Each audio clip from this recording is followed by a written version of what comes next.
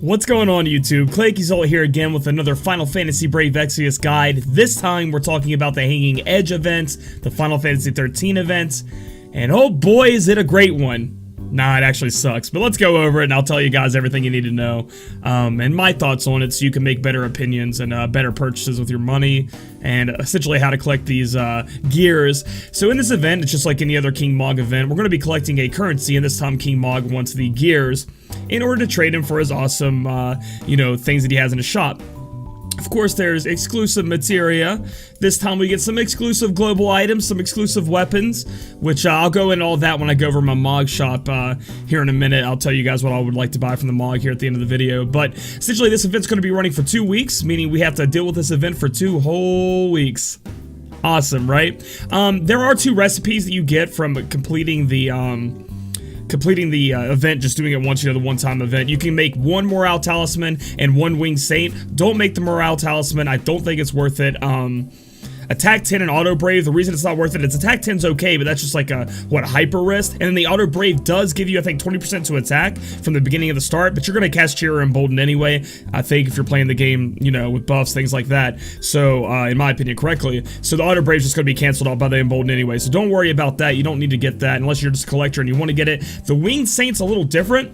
People like Warrior of Light can equip this, Snow can equip this. 56 attack and the defense 44. That's a lot of defense.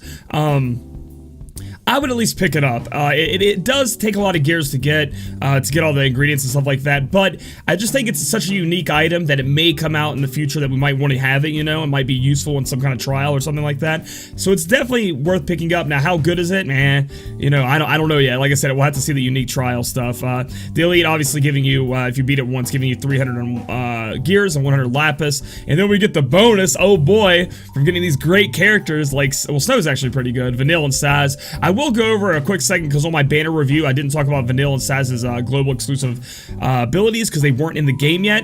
Yeah, they're still awful. Like, I don't care what you guys say. Vanille getting the auto raise, bringing you back, I think, 20% HP. It's awful, and here's why, guys.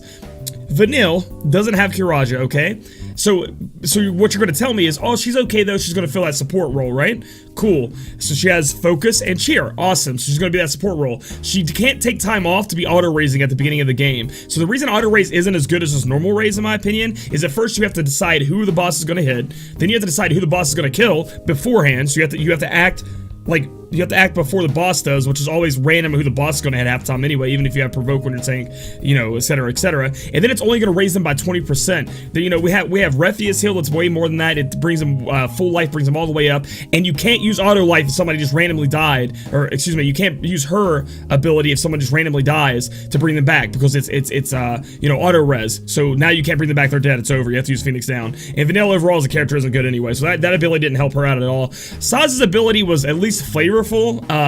Tech and I were talking about it. We really wish he would have had Gunmaster, but only giving him 20%, I think, is what it is for Gunmaster. Whatever, he's still bad. So just wanted to touch on that, guys. These characters are still awful, but you might need something to get this character bonus going on and going onto your account. Let's move on to the team that I'm going to take into the actual event with me in the Elite mode. We're going to take Van for his full break. You can see his equipment here. Nothing too special. You guys can pause the video if you need to. Just a bunch of, make him survive, things like that. We're going to take a full breaker. Then we're going to take Black Cat Lid. And the reason we're going to take Black Cat Lid, good physical damage dealer, also has Machine Killer, and we're going to be fighting a lot of machines in here. So that's going to help us out quite a bit. So we're going to take Black Cat Lid. I'm putting the Mighty Hammer on her, give her a little bit more HP, and then just attack 10% across the board, which you guys can make those, by the way. Then we're going to take our good boy Paladin Cecil here. Tree Gerard and whatever. He's not really going to be attacking very much. Just try to make him as tanky as you can. And then I throw a bunch of HP on him because I love my HP. And then we have X-Death, which I'm going to take X-Death with me just because he's cool. He just got a 6-star. I want to show him off. I'm putting the Wizard Rod double earrings on him. And then just a magic 10% across the board. Pretty strong, pretty strong. And then we have COD, which I do believe the final boss in this, we are going to Libra it at the end here, is a human. So COD is going to wreak havoc, put her on Diablos, give her the Thorn Mace that has Man Killer on it, plus all of her Man Killer passives. She's going to do amazing, and then just boost her up attack as much as possible. So let's go ahead and get in here and show you guys how to, how easy the event is. The reason this event is so easy on Elite is because this event came out way earlier in the Japanese version of the game. Then we'll take some average person. We'll take this other COD right here. So, this came out way earlier in the Japanese version of the game. So what Gumi did to make it okay instead of buffing this event, you know, since we have all these OP units and this event came out earlier, was that they just made everything in the Mog shop cost more. Like all the exclusive materia, they buffed up some of the materials you can buy more gears. So that was their way of just being like, yeah, this is totally what we want to do.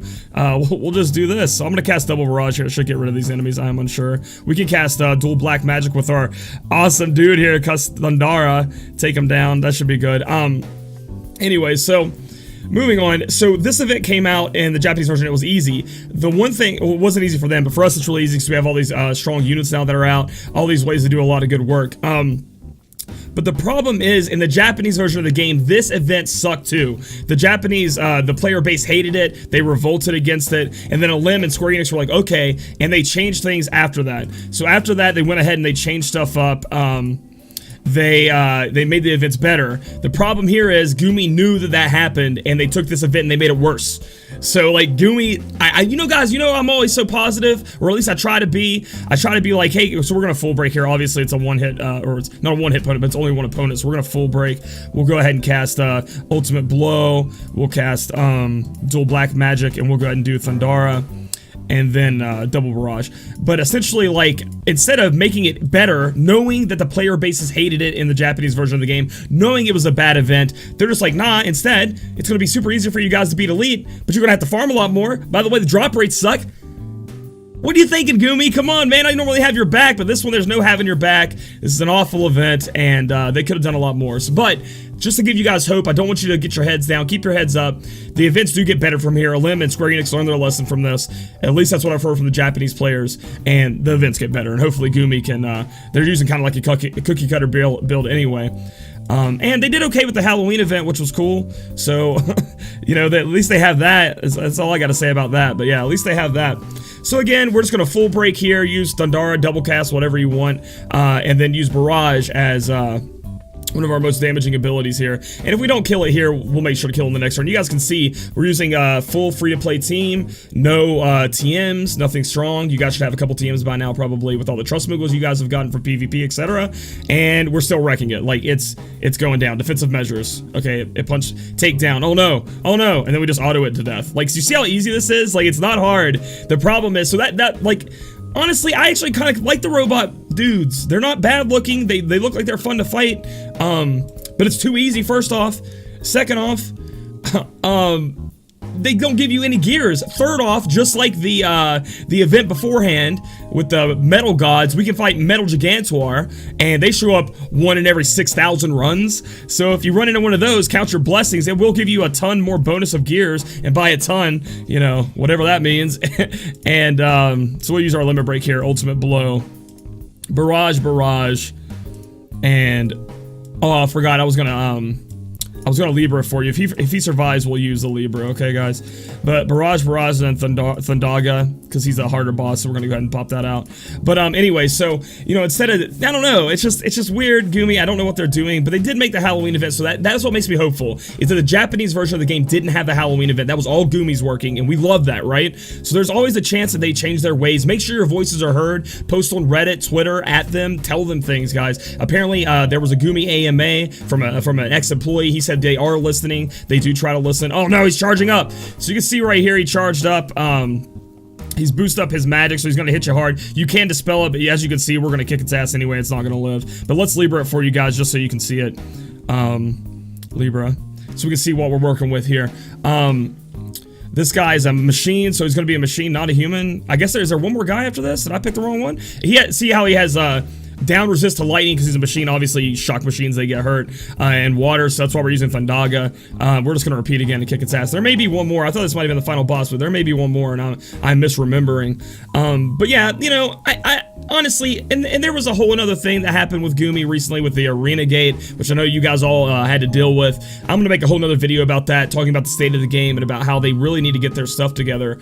And I think they have one last chance to make sure the player base a large chunk of it doesn't leave them, and that's in the New Year's Eve bundles. I mean, guys, because we're supposed to be getting cool New Year's Eve bundles. The Japanese got a lot of good deals, great deals, 5-star units, things like that. And I don't know if we'll get just as good as deals as JP, because that normally doesn't happen in any game, really. But they better be something good, because Gumi is losing their player base. Oh, it was Elite. So that's the last boss. Nothing hard. As you guys can see, easy cakewalk. Two-shot it with a free-to-play, like, you know, non-TM team. I mean, there are 6-star units. There are 3 6-star units, but I mean, X-Death was a 3-star, Cloud Artist was a 3-star, Cecil was a 3-star base, so not too bad. Black Cat Lid was a Halloween exclusive unit.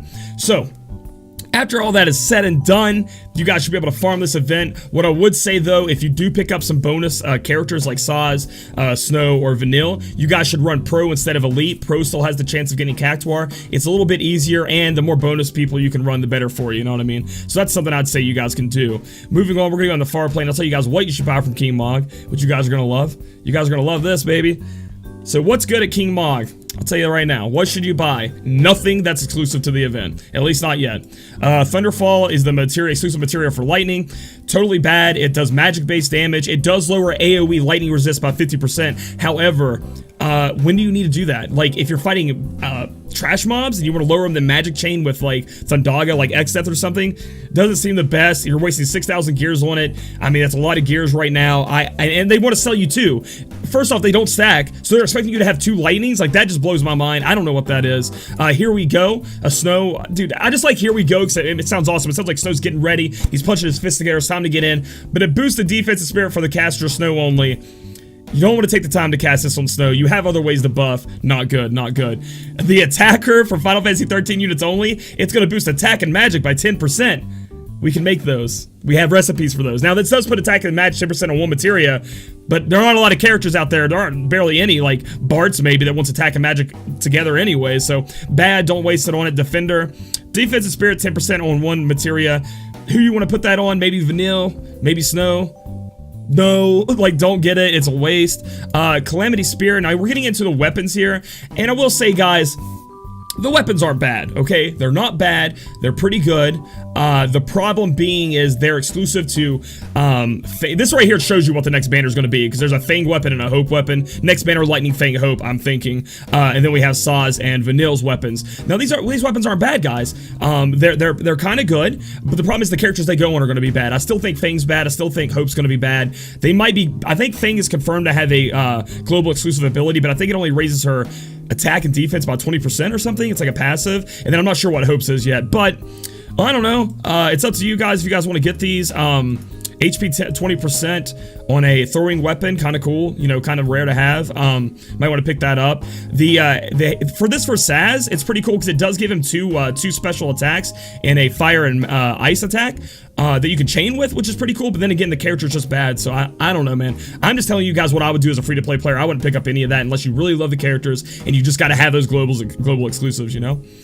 So moving on, MP 10%, no, maybe, no, I wouldn't get it, no, just no, sorry. A magic 10%, you can make those, right? You can get it out of a silver chest, make a recipe, make as many as you want. Why would you waste your money on this, or your time, your effort? Defense 10%, nah, not good enough. Spirit 10%, again, recipe. Attack 10%, recipe. Why would you buy these? Now, getting into these, like Ethers, Tents, you know, Metal Gigantors, obviously I need to buy more of those. These are the items you guys are going to want to buy. This is why this event is bad, and good in the same way. Obviously, when King Mog comes around, we always want to get our Metal Gigantors, our elixirs, Phoenix Downs you can get from the arena now, but if you want to buy some, Scream Roots, Fine Alkarice, Star Quartz, all good things. If you need some stuff to level up your unit, some Awakening materials, I mean, grab them. Some Awakening 6-star materials, you can grab those.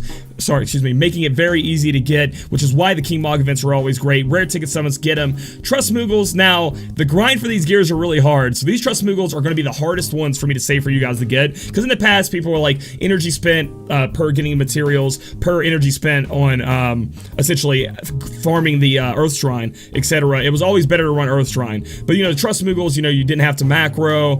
They were instant gratification. You could save them up for a character, maybe later on to splurge them all on, like I did with Elza's TM. So that's why it was good to get them. Here, it's really hard. But, I mean, if you guys have the time to farm, go ahead and pick them up. I wouldn't say not to. Trust Moogles are Trust Moogles. They're great. This is why this event is so bad. What did I just tell you guys to buy on this? All of the normal average Joe stuff. There's no swag I want you guys to buy, or I wouldn't recommend to buy. I'm not buying it. Nope. The only thing I might buy is, like I said, is that, well, actually, what am I talking about? This thing is Hope exclusive. Yeah, I just tricked myself again, trying to find some way to be happy about this event. I can only equip this to Hope, and who likes Hope? I'm sorry out there if you do.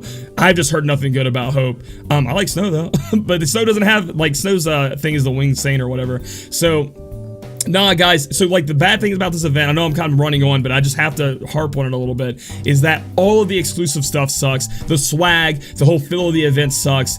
And Gumi messed up by making all the stuff cost more. Like, Thunderfall didn't cost anywhere near 6,000 in the Japanese version. And the Japanese players hated it. They hated this event. All the swag sucks. There's nothing cool to buy. It's all bad. Everything. Fire Cell, get rid of it. Don't buy it from him. King Mog's trying to rip you off for your gears, dude. But that's it, guys. I hope I taught you guys everything you need to know about this event.